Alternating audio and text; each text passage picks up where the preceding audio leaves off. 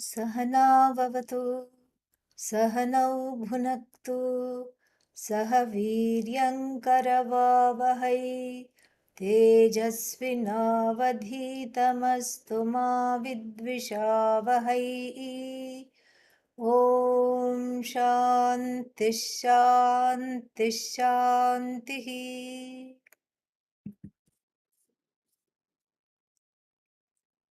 72 यत्रानन्दश्च मोदाः प्रमुद इति मुदश्चासते सर्व एते यत्राप्ता सर्वकामस्युरखिलविरमात् केवलीभाव आस्ते मां तत्रानन्दसान्द्रे कृधि चिरममृतं सोमपीयूषपूर्णां धारामिन्द्राय देहीत्यपि निगमगिरो भ्रूयुगान्तर्गताय.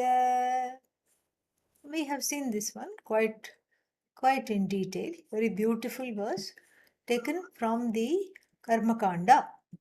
Karmakanda means the first portion of the Veda, which, if it is analyzed properly, has a lot of Vedanta in it. It's so much Vedanta in the first portion of the Veda.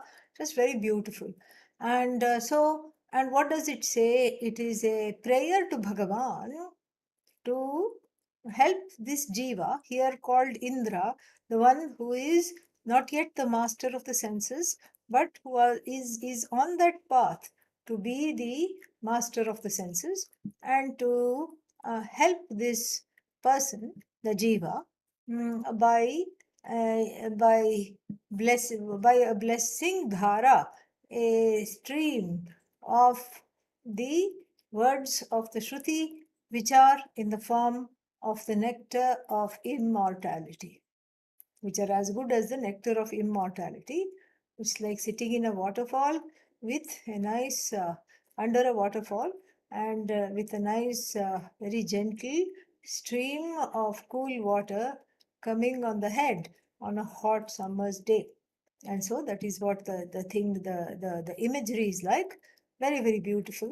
And then it says that, I said it will be nice to look at the original Shruti. I can't find the citation, but it is somewhere in some seventh mandala and the eighth part or something like that of the Rig Veda. And then the verse, not the verse, the mantra goes like this, and it's almost similar to the verse here. Yatra anandascha modascha mudaha pramudaha asate. Same thing. The first line has just been lifted verbatim. Kamasya yatra aptaha kamaha tatra mam amritam kridhi. This also is very similar because we recognize the word aptaha kamaha mam amritam kridhi. In Indraya, that word is also there. Indaha parisrava. Indaha is this nectar of immortality, the words of the Shruti. And fortunately, Adi Shankara's Bhashya is there for that. So, very brief Bhashya he gives. And let us read that. Kamasya vasana rupasya manasaha kamaha yatra aptaha praptaha bhavanti tatra mam amritam kridhi. So, he has a very lovely take on it. And he says, Kamasya, for this desire. What is this desire? Vasana rupasya. Vasana rupasya kamasya. Kamasya means for this desire, which is in the form of vasana. And when, usually it is a paryaya shabda, meaning kama and vasana are kind of synonyms and they are used interchangeably. But when they appear together, we have to see what exactly is meant by vasana. How is that different from just desire? Vasana here has got a sense of long dwelling kama, a kama that has been strengthened by hovering around or in the mind, in the waters of the mind. Just like a storm strengthens the longer it remains on the water. Once it comes on the shore, it weakens. But when it remains on the water, it keeps swirling and gaining strength. So here is a long standing karma, a karma that has been strengthened, nurtured by the machinations of the mind. Karma that is there all the time, it is there because it's a persistent karma. It is a karma that is extremely stubborn, and it just will not go no matter what you do to it, because it is a strong desire coming from the depths of that insecurity, fear, etc., etc., etc. So this kind of karma is there in the heart, and so he qualifies the word karma by the word vasana. Vasana rupasya kamasya, or we can say the vasana rupa can qualify kama, or it can qualify manasah. Vasana rupasya manasah. So very nice sentence structure with the economy of words.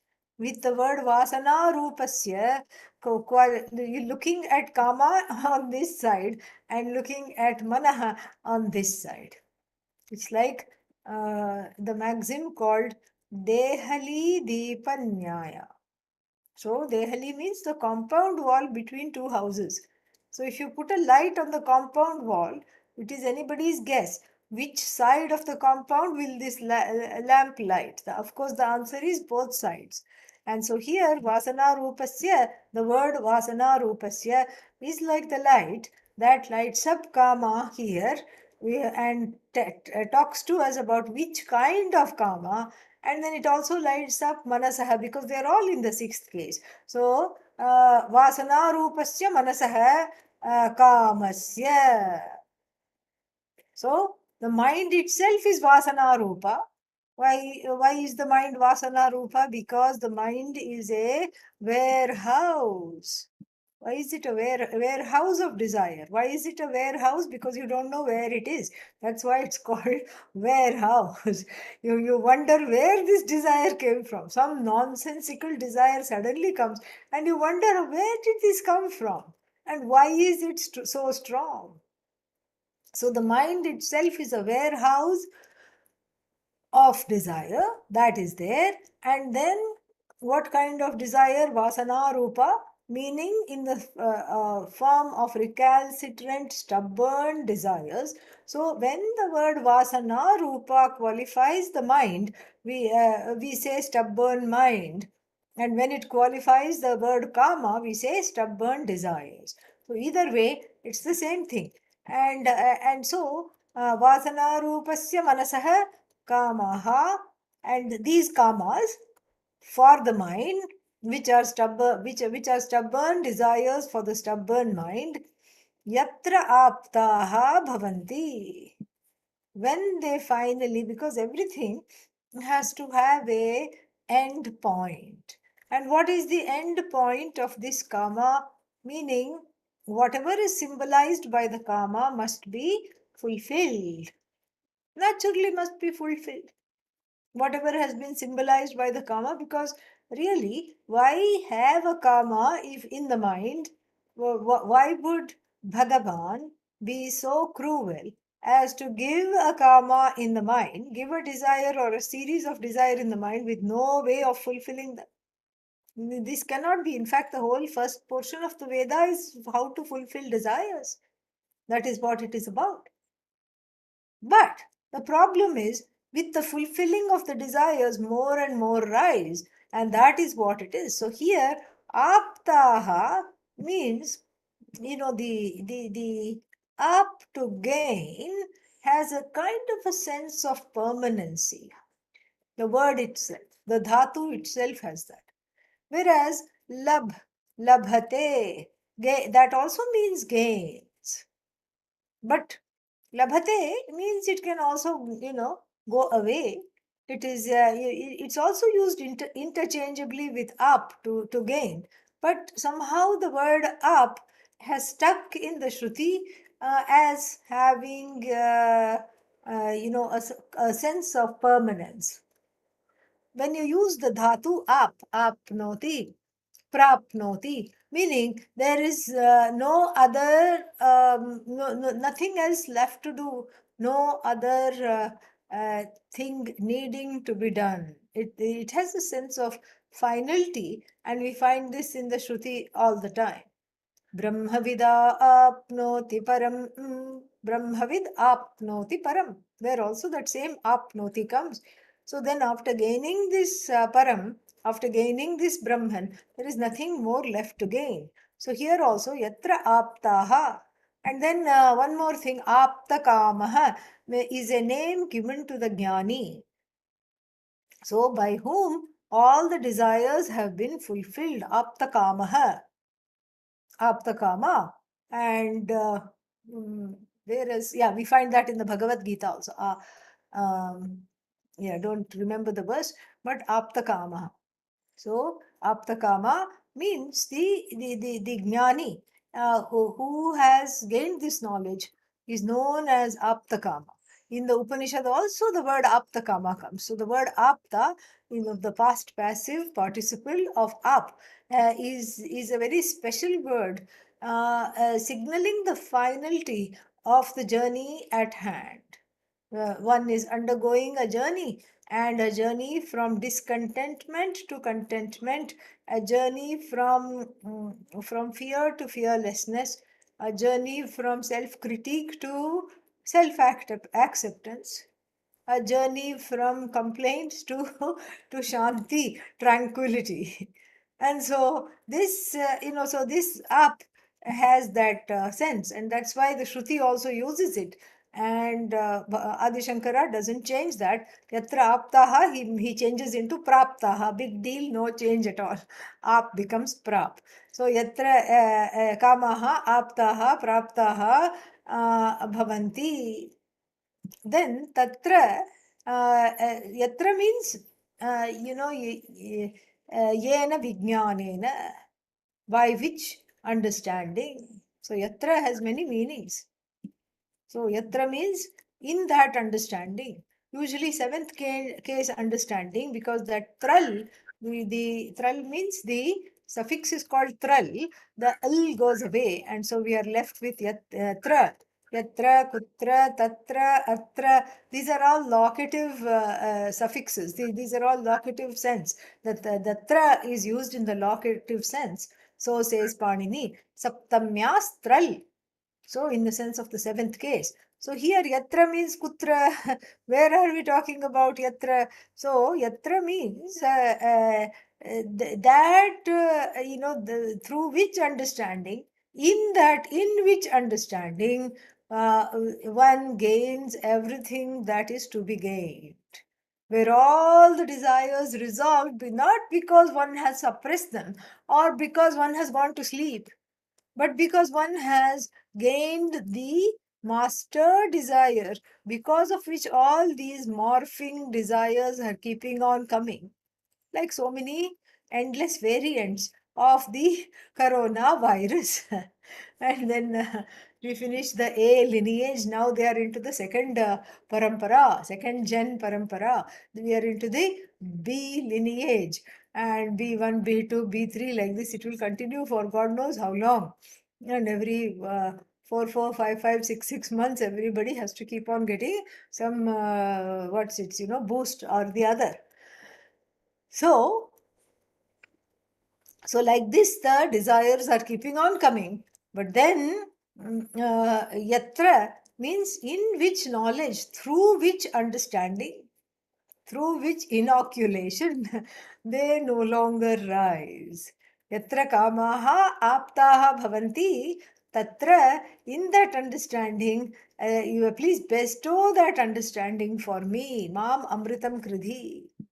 Because naturally there is a connection between the resolution of desires and immortality. Immortality does not apply on the level of the body mind sense complex, of course, and needless to say, but when we talk about immortality, it is applicable on another level, in the sense of when that knowledge that I am a mortal goes, what is there is, of course, what obtains is the immortal Atma, the one without a beginning and necessarily without an end. No beginning, no end. And so this I alone is to be discovered and inhabited. So help me out here, O Bhagavan, Paramatma. This is a prayer to Paramatma in the form that is easy to understand, Chandra Swarupa. So, mam amritam kridhi, make me immortal. Kridhi means make. But really speaking, if one is not immortal, can you make something mortal into immortal? No, even cannot do that. Why? Because Bhagavan would be flouting his own law. जातस्य हि ध्रुवो मृत्युः ध्रुवं जन्म मृतस्य च तस्माद् अपरिहार्येऽर्थे न त्वं शोचितुम् अर्हसि. That which is born is supposed to die. That which is dead is naturally going to be born again.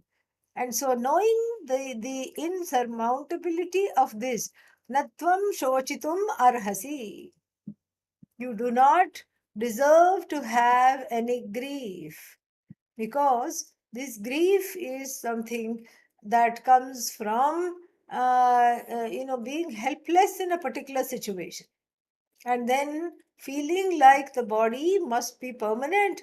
It is not. Feeling that the mind must be permanent. It is not. And so that therein rises the grief. But when you know the simple fact that this immortality talked about by the Shastras do not apply on the level of the body mind sense complex, there is no more grief. So please take me to that place of no more grief, which is the place of recognizing myself as immortal, and that I, which is walked over from the misidentification to the body with the body mind sense complex to the proper identification with myself as Satchidananda Atma. And then what? Tadeva aha, tada eva aha. Therefore, it is said, Bho Indra. Hey Indra. Who is this Indra? Chandra Swarupa, who is in the form of the cool, life giving moon, who we can actually gaze at. Even though the Atma is compared to the sun, you cannot lovingly gaze at the sun, at the sun, without spoiling the eyes. And so, but the moon you can definitely gaze at, and there is something, especially here, I think a full moon is being talked about, and the full moon is that's why if you look at the verse, Purnatam, Soma Piyusha Purnam Dharam. So there is the fullness there. The fullness is like the feeling of the experience of the fullness, meaning the limitlessness that the nature of the I reveals. And so that fullness, which here is embodied in this celestial called moon, which is nothing but Bhagavan, a manifestation of Bhagavan. Indeed, it is. So this fullness, please let me enjoy. Please let me abide in this fullness. And then what? So Indraya. Indra, see, it's very interesting. Here is that oneness. Here is the talk about the oneness, the non-separateness between the Bhagavan and the devotee. So, hey Indra, hey Chandra Rupa, that is one, you're calling Bhagavan as Indra, and then give this to me. Who is this me? Indra, yeah. This Jiva, who is Indra? Why? Sakalendriya Niyantre, because the truth of myself is the one that is able to be the Niyanta. Niyanta means what? The I don't, not the word controller, the regulator of all the sense organs. The one who is able to be the regulator of all sense organs, unto that person. Who is that? Me. Who are you? aka Jiva. I who am known as the Jiva, really speaking, I am really Indra. So this Jiva is Indra. And how is this Jiva Indra? Because I know that when I want and when the mind is calm, and with the help of this knowledge, what can I do? I know how to regulate the sense organs. And when the sense organs are regulated, managed, then the from from having this urgency to go grab or revel or whatever it is in the sense objects, when that is managed, then the mind is managed naturally. So the mind is managed and the sense organs are managed. And so the one who is able to do that naturally is called Indra. And so who is the prayer to? That Indra who is Bhagavan, because of whom I have, or my Swarupa, because of my Swarupa, I have this ability to have a little space between the myself and the sense organs, myself and the objects of desire. So this Jiva, Amritam Parisrava, let the immortality flow from that Indra, which is Bhagavan, to this Indra wannabe, because this Indra is not yet quite Indra, even though conceptually I understand it. Still, I keep losing it. Still, I have a lot of setbacks, but I am on this path. So, bless me. Very nice, wonderful bhashya. And then now we are back to the Tikakara. Tikakara means Anandagiri, who has written a Tika to Satasloki. And so the Tika says, Nanu Atindriya Sukham hi Paramanandaha Tatha Vishaya Sukham Indriya Janyam Evam उभयोः उभयोः महति वैषम्ये सिद्धे सति कथम उक्तम् एतस्यैव आनन्दस्य अन्यानि भूतानि मात्राम् उपजीवन्ति इति आशङ्क्य द्वयेन उत्तरयति Atma iti.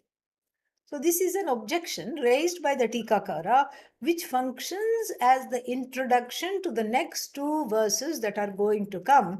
And what about these next two verses? These next two verses are very important because they are closing this whole section about Ananda. We have been having a number of verses about what this Ananda is and everything. And then this section is going to be closed in what are we now on? 72, 73 and 74. So from the 75th verse, we are going to move into another prakarana. Prakarana means a kind of a chapter, subsection, whatever you want to call it. So we are going to move into that. And there what is, that is called Satyamithya, delineation prakarana. Mithyatva, Mithyatva Nirupana Prakarana, something like that it is called. And so here is these two concluding verses. Now, why should there be these two concluding verses? Why not sign off on this brilliant 72nd verse? Because after understanding this, what more is there to say? Really, it has the knowledge, it has everything. Or kya baki hai? Nothing is left to say. But Tikakara also knows this, and that's why he feels the need. Very rarely he gives such a poignant connection. That's why we are going to look into it. He says, he feels the need to raise an objection for which verses 73 and 74 are going to be the answer to this question, a very important question that can be raised by the word nanu. Nanu, immediately there is an objection or a question coming. So, atindriya sukham hi paramanandah. Atindriya sukham means the swarupa sukha. The sukha, the joy that is gained which without the help of the sense organs. Atindriya. So, indriya Indriyanam, atitya vartante. So atindriya means crossing the sense organs is this sukha which is called Paramananda, which is the Ananda, which is Bhagavan, limitless Ananda, which belongs to the Jnani, which the Jnani enjoys. Tatha, and in the same way, Vishaya Sukham Indriyajanyam. So the sukha of the everyday is connected to the gain, is latched on to the gain of the sense objects with the help of the sense organs. So that connection is unbroken with regard to what is called Vishaya Sukha. Vishaya Sukha means sukha that is gained with the help of the sense organs contacting the sense objects. Remember, always sense objects doesn't always mean chocolate cake and things like that you want, but it also includes all kinds of notions, events, situations, people, and circumstances. All of those things one has to include. So this Indriya Sukha, so there is now a contrast. So the Paramananda Sukha, the Swarupa Ananda, is what? Atindriya. The Swarupa Ananda is myself alone, myself exactly as how the Upanishad talks about in the Shruti, in the Shastra. Now, but at the same time, the Vishaya Sukha, Vishaya Janita Sukha means the Sukha that is gained through the contact with the sense objects. That is also a kind of a Sukha. Then what is the, what is the difference? So in this manner, evam ubhayoho mahati vaishamye anubhava siddhe sati. So the two are very different. Vaishamya means different. Vaishamya Anubhava Siddhe means in our experiences, the two are very different. Because what are the differences between Swarupananda and Swarupananda and what? Vishayananda. The Vishayananda is dependent upon gaining the Vishaya first of all. And who is gaining the Vishaya? Raise your hands. Nobody will raise their hands because nobody is gaining anything that is making them happy. Or even if it is gained, do minute ke baad, after 2 minutes, one wants something else. So the Vishaya Sukha, and the Paramananda, there are many, many differences. What are they? Let us list them. One is oh so temporary, and one has got nityatva, while the other is permanent. Which is permanent, which is temporary? Vishaya Sukha permanent? No, the other way round. So, Swarupa Sukha belongs to the Swarupa and therefore it is permanent because this belongs to the Atma, therefore it is permanent because Atma is permanent. And then Atma is the nature of Atma is Sukha. All right. Then the next one is very, very exciting because the Vishaya Sukha, it depends upon many, many things for it to be there. The first thing it depends upon, the second difference is this. First difference, one is permanent, one is temporary. You know which, I don't have to keep listing. And then the second difference is that the Swarupa Sukha is independent. You don't need the mind, you don't need the sense objects, you certainly don't need the sense organs, and you are happy either with the mind or without the mind, with the sense organs or without the sense organs, because that is the Satya. As long as you are understanding this Satya as oneself, then that Satya, the Swarupa of this Satya, of this Satchit, is Ananda. That's why it's called Satchidananda. The Swarupa of this Sat and Chit are Ananda, and so therefore there is nothing more to want, there is nothing more to do, and there is no scrambling and wasting the mind and wasting the sense organs on to the sense objects. And so whereas for the Vishaya Sukha, to experience the Sukha derived from, dependent upon Vishayas, a lot of things have to fall into place. OMG. That is why it is so elusive and that is why it is so difficult to catch. What are the things that have to fall in place? Number one, the object must be available. What happens in the empirical world? Object is available, check. Oh, why? Oh, it belongs to somebody else. It belongs to somebody else. But the object of desire is in that object of desire is here in the heart, but the object in question belongs to somebody else. Like a person somebody really likes and wants to get married to. Unfortunately, that person is already married to somebody else. What are you going to do? Kya kare? Nothing you can do. So this is the one thing. So the object available, but it's got somebody else's copyright on it. And it's not just of course the spouse or something is a drastic example, but then so many other things. Your promotion, which you had very nurturingly thought about and entertained so many ideas what you're going to do, from the kind of party you're going to throw when you get it, along with along with all the hors d'oeuvres and starters and main dishes and everything, what all you're going to serve, everything had been planned. But what? The promotion belonged to someone else. And to rub salt into the wound nicely, the promotion went to the least liked person in the office. And somebody, and of course, you also did not like this person at all. A nuisance. And so that person was upstaged, some mediocre person. And then, of course, the thought comes, look at how intelligent I am, look at how qualified I am, and look, even in terms of seniority, this was due. Then why didn't it happen? Rahu Dasha came. Okay, that's all. So that's all, small detail. Rahu Dasha came, and Rahu was in a badly placed, and so it didn't happen. Simple karma. That's all it is. Rahu is just a name for Bhagavan. Bhagavan Nehu, who is the head of the snake. Snake, here is Maya, Ajnanam, desire. So the head of the snake means what? It will swallow the whole person. The desire itself will swallow the person. That's the idea. Ketu is the tail.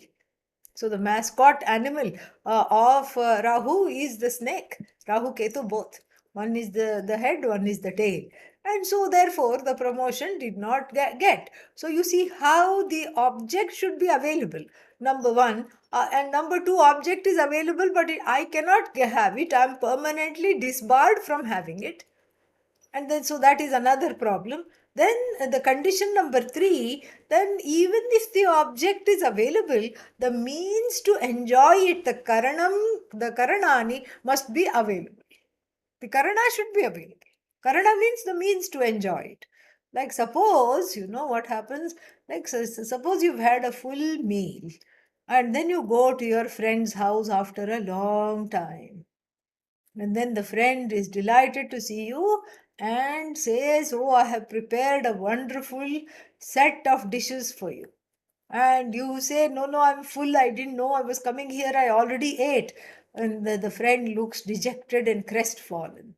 And then, even though you want to please the friend, every single, organ inside the body is saying, don't eat this. The stomach is on strike, and the liver and the pancreas also say, we are not going to process this food. We are not going to do anything. The gallbladder says, may you not have the gall to eat it. You are not going to be able to digest this at all. And so, even though you're sitting in front of a full meal, what do you have to say? No, thank you. No, thank you. Can't eat. Maybe you'll taste a little bit, but even that doesn't taste very, you won't be able to enjoy it as much as if you were hungry. So, the karana has to cooperate. And similarly, the karana here is the stomach, but then karana also means eyes. And then eyes should cooperate, ears should cooperate. And then what else? All the master organ that manages the eyes, ears, the mind should cooperate. So you made made a time with your friend to go see this wonderful movie. And then what? Suddenly you had got some bad news. Somebody is sick in the hospital or something like that. Somebody known to you, dear to you, in a different town, so you can't go see them. And then, so somehow half-heartedly, you say, okay, maybe I'll just go with a friend to the movie because otherwise I'll just sit and fret and there's nothing I can do. And then you maybe half-heartedly you go to the movie, but the mind is not able to enjoy the jokes. The mind is not able to enjoy the sights and sounds of the movie at all because the mind is worried, fretting. So you see, all the karanas have to come into place. So it is depend. So the Vishaya Sukha is dependent upon the mind being okay, is dependent upon the Vishaya being available. It's dependent upon all the other karanas, the means of enjoyment being okay. Whereas the Swarupananda doesn't need any, is not leaning on any such thing at all, not at all. So the Swarupananda is fine by itself. You don't need anything. You don't need a, you don't need you don't need any accompaniments. You don't need any kind of a boost. You don't need a helper. You don't need anything for Swarupananda. So you see the vast difference between the Swarupananda and Vishayananda. One more, Swarupananda is Janya, Vishaya Janya. So when the Vishayi and the Vishaya, the Vishayi subject, Vishaya object come together, then there is a little bit of a flowering of Vishayananda. And of course, the flower called Vishayananda wilts. As soon as you look at it, it wilts. So it is so impermanent.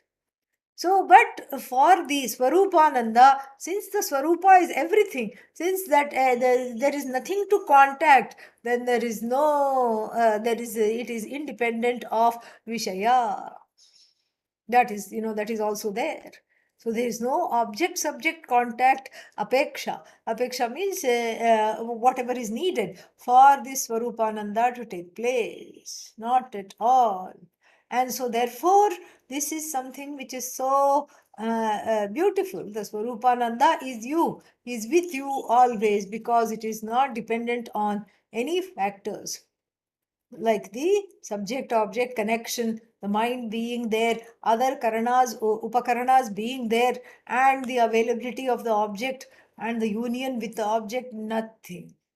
So you can see the two are cannot be more different from one another, even though Vaishamye Anubhava Siddhe Sati, even though this Vaishamya, these differences are established, Siddha, then Kathamuktam, how come the Upanishad says this? Which Upanishad? Brihadaranyaka Upanishad.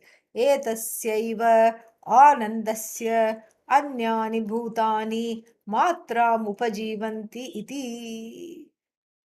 Then how can the Upanishad say that the two Anandas, Vishayananda and Swarupananda, are not that different from one another? Because ultimately it is the same Ananda that is expressed through the contact with the Vishaya, and it is actually the same Ananda that is expressed, or that is one's own nature, that is expressed as the manifestation of one's own nature. There is no difference between the two. If there is no difference, then how come there are so many differences that we enlisted? There must be some difference. Well, and the Upanishad goes further to say that etasya eva anandasya, this Paramananda alone, this Swarupananda alone, the Ananda centered on one Swarupa alone, Anandasya, of this Ananda, Anyani Bhutani, all the other beings who do not know their nature, who do not know their, what is it called, who do not know their Swarupa. Matram upajivanti. Matram upajivanti means they live a little bit at a time. They live, they enjoy this ananda in small, small scraps. as though they are doggies on the table of Ananda, waiting for a little scrap to fall, a little crust of bread here, a little piece of something. And then when it falls, they gobble it up. And then again they are whining. Oh, wait, more, more, what? Already over. Please give me some more. Wagging the tail, begging and whining, without understanding that actually they have a seat at the table. That the dog which is whining and longing is actually fit to sit at the table, but it doesn't know how. It feels it's too high of a jump, it cannot reach the chair, and it doesn't know how. It does, that thought doesn't even occur to it, because it is so used to being a scavenger and begging from the dining table. So, this is, if you don't know the Swarupananda, one is a constant scavenger trying to scavenge Vishayananda, trying to sort of make a date between the subject and the object, a play date between the subject and the object. And then so one can constantly be, fishing for this Ananda. Oh, a scrap here. Oh, I didn't even expect somebody dropped a big thing. Oh, wonderful. This will this will last me for 3 minutes. All the others are only 60 seconds long, or few seconds long. This is a whole 3 minute Ananda. Fantastic. So like this. So saying thus, one is constantly on the prowl for Ananda. In fact, every jiva must be renamed Praulananda, keeping on prowling for some Ananda or another, all the time on the hunt. Praulananda. I know, but I don't like this name. Doesn't matter. Another name, Pounsananda, keeps on pouncing at small, small things, whatever. Grabananda. And, this is these are all names for the person who is addicted to Vishayananda. Vishayananda means object based Ananda. But then we have a very important understanding here. If the object based Ananda and the subject based Ananda are two different entities, then we have Dvaita. We cannot say Advaita. Advaita Hani. Advaita cannot be there. Only Dvaita can be there. Why cannot Advaita be there? Advaita cannot be there because there is two. And if Atmananda is a special kind of Ananda, that means what? It is finite. It's a special experience. And the one who is needing special experience is who? The one who is needing all the time special experience needs to see a specialist. Who is the specialist? Here, Guru. Yeah, that's the specialist. And to be able to rid of the notion that there is already there is a rampant notion in Vedanta circles. Oh, this Ananda, and it's talked about differently also. You look at any translation, bliss with a capital B. Oh, what about ice cream? Bliss with a small b. What is this? It's all just very confusing. Such words must not be used at all. I never use the word bliss other than to make fun of it. That's all. So, so bliss with a capital B, bliss with a small b, and all these things are confusing. That makes it appear as though this Atmananda is something I have never known, and it is something completely out of reach. And if that were the case, then two things would happen. First of all, and the most major point here, the most salient point is that the Atmananda would become finite. It's a special experience. And what is an experience? That which you get into and get out of. That is what is defined as an experience. Is that not so? Yes, that is what is defined as experience. So it's a special experience. and that special experience I'm desiring. And gaining the special experience also, how can it be permanent then? If it's a special experience, it comes and it goes. So that's the first problem between having these two anandas, namely the one centered on one's nature and the one centered on objects, based on objects and other things to fall into place, the mind objects, etc., to fall into some kind of a some kind of a line.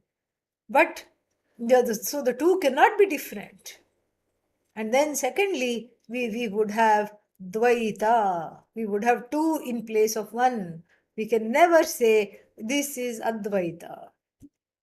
So, therefore, the Upanishad, understanding these problems very well, has a wonderful sentence.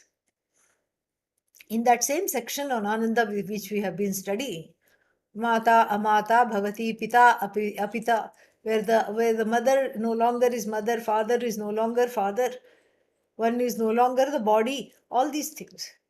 And then etasya eva anandasya anyani bhutani matram upajivanti enjoy. This same, there is only one Ananda. If you know, no, but what about that which is beyond Ananda? There is nothing beyond Ananda, okay?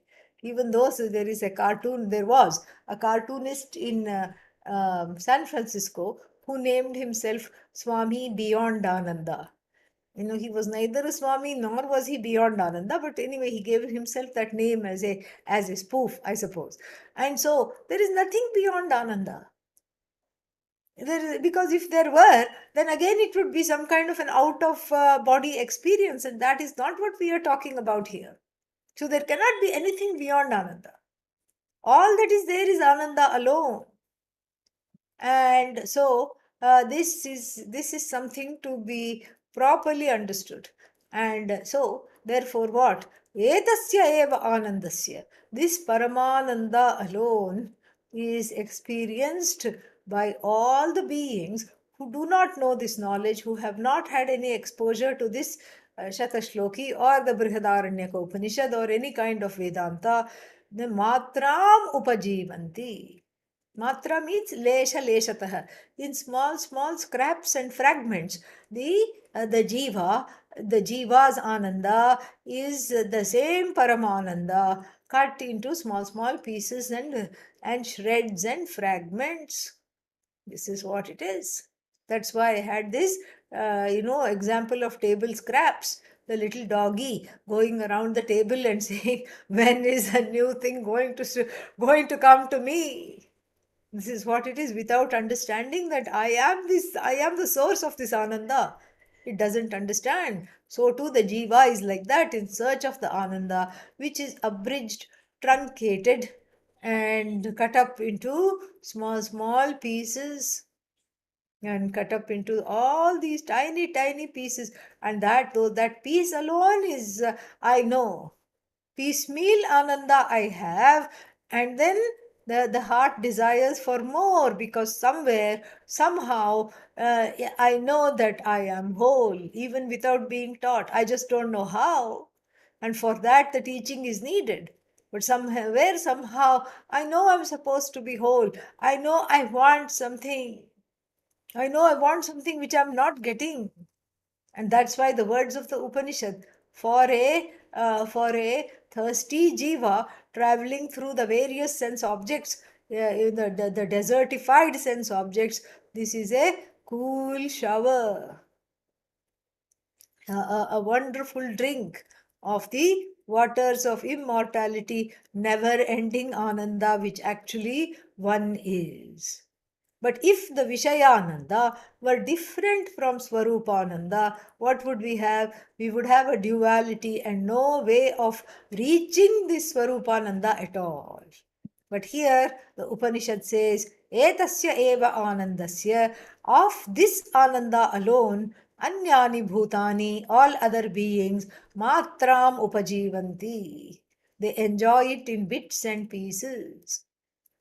So the question now here, the Purva Paksha's question, which is justifying the next two verses, is that it is iti ashankya. How can it be different? Because we already, how can it be the one and the same? We already listed a series of differences between the object-centered Ananda and the subject-centered Ananda. So how can you say that they are one and the same? How can the Upanishad say that that same Ananda, which is not wholly understood or wholly experienced, is experienced in a piecemeal form, in little scraps? Like a rag picker, the person keeps on sorting and picking something or the other, little shards, little shreds of this Ananda. Iti ashankya, in having this doubt, shloka dvaya dvayena, through the next two shlokas, uttarayati concludes. Atma iti. Atma iti means what? Atma is the first word of the next what is that, verse. Let us look at that. आत्माकम्पः सुखात्मा स्फुरति तदपरा त्वन्यथैव स्फुरन्ति स्थैर्यं वा चञ्चलत्वं मनसि परिणतिं याति तत्रत्यमस्मिन् चाञ्चल्यं दुःखहेतुर्मनसः इदमहो यावदिष्टार्थलब्धिः तस्यां यावत् स्थिरत्वं मनसि विषयजं स्यात् सुखं तावदेव. So here the contrast between the Atmananda, Swarupananda, and then the other Ananda, Vishayananda, is talked about very nicely. First it is said, Atma akampaha, na kampate iti akampaha. Kampate shakes, changes, trembles in excitement and quivers in fear. No such thing. Atma akampaha, unchanging, unmoving is the Atma. That is why it is called Sukhatma.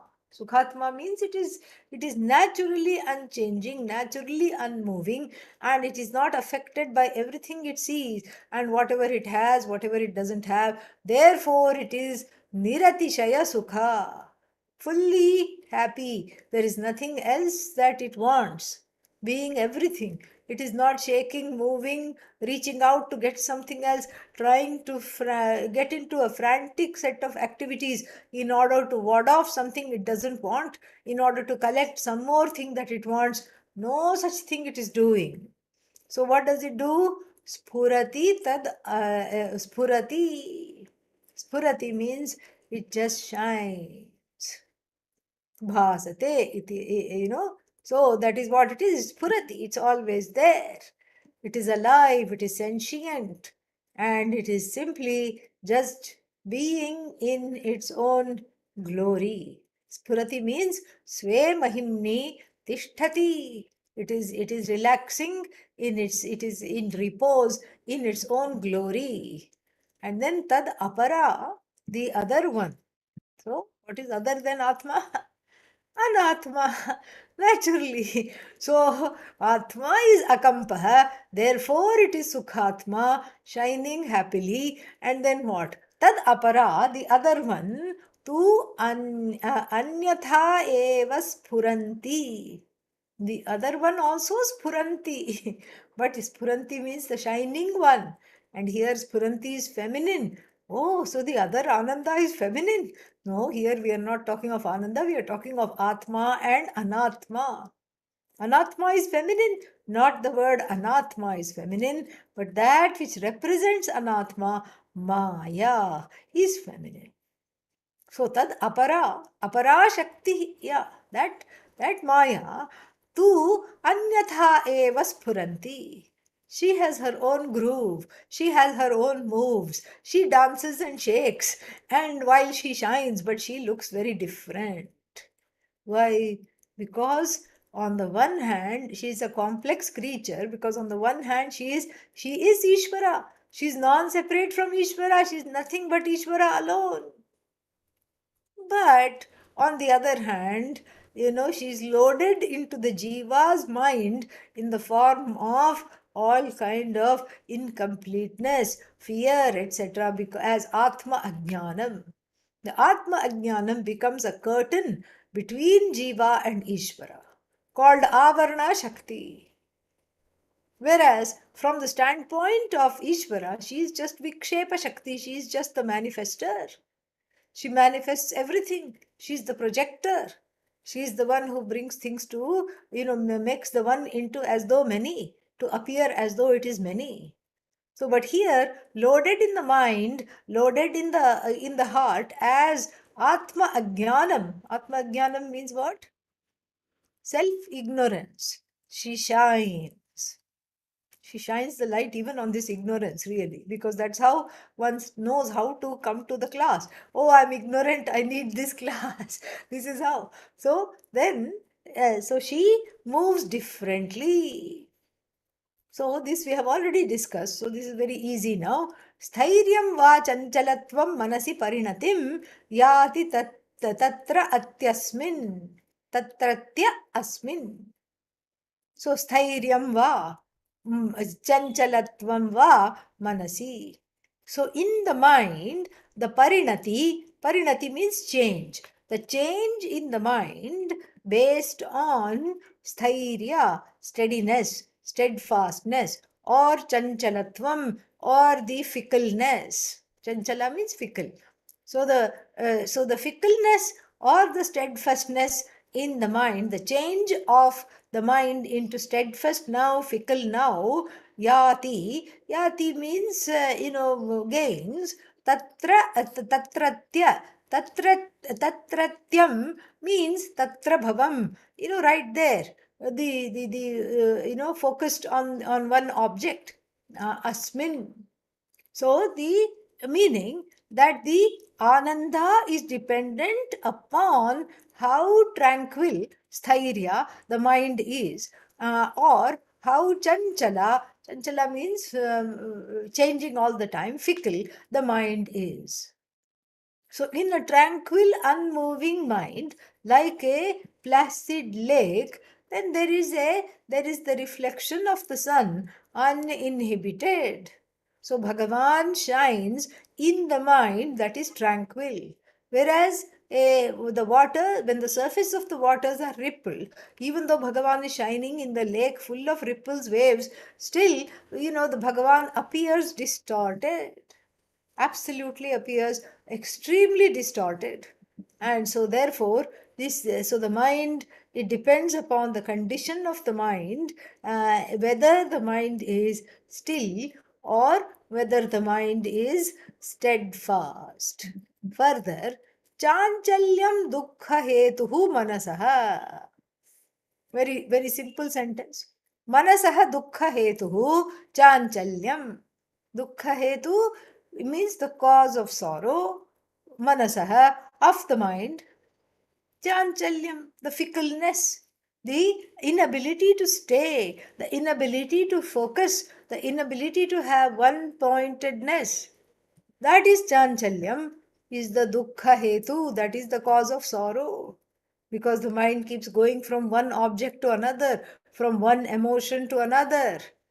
Oh, should I do this? No, no, no, I think I should do something else. Should I do something else? No, no, no, I think I'll go back to doing this. But why? Well, I don't know. It seems safe. But then, do you want safe? Yes, I want, I want to be safe. Then, okay, do this, no problem. This is where you are, do this, no problem. No, no, no, no, no. But then I'll be missing out on all the excitement if I choose the safest option. Like this, there is so much back and forth. And so the chanchalya, the fickleness of the mind, is the cause of sorrow. Manasaha idam, this mind. Aho is here sambuddhi. Sambuddhi means the reader is being called out. Aho, hey. Aho also is a lament. Oh no. So you can take both. But here it's better to take it as sambuddhi, because it is, like, hey, you. And so, dukkha hetuhu manasaha. Why is the fickleness of the mind dukkha hetuhu, the cause of sorrow? That is described very beautifully. Yavat ishtartha labdhihi syat tasyam yavat sthiratvam manasi. So, the ishtartha labdhi, the gain of the desired object, until the gain of the desired objects, the mind is on a spin cycle, constantly agitated. And even to enjoy the gain of the desired object, as we have seen, the mind has to be tranquil. So the ishtartha labdhi, the gain of the desired object, tasyam yavat sthiratvam manasi. So when the mind is tranquil, then only one can enjoy the object of delight. So, Vishayajam syat sukham tavadeva. Vishayajam means born of Vishaya, born of the things. So then, because of Ajnanam, Maya, it's the quite opposite of Swarupananda, the steadiness of the mind or the changing fickleness of the mind is the one that that decides the length and the quality of one's enjoyment. If the mind is, the what happens to the mind, it is totally perturbed until the desired object is gained. That's why the mind is always miserable.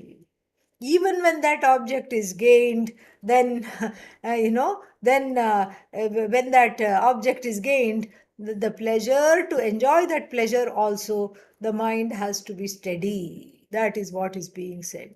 Okay. Yeah.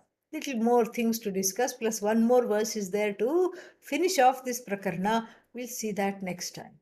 Om Purnamadah Purnamidam Purnat Purnamudachyate पूर्णस्य पूर्णमादाय पूर्णमेवावशिष्यते ओम शांति शांति शांति हरिः ओम श्री गुरुभ्यो नमः हरिः ओम thank you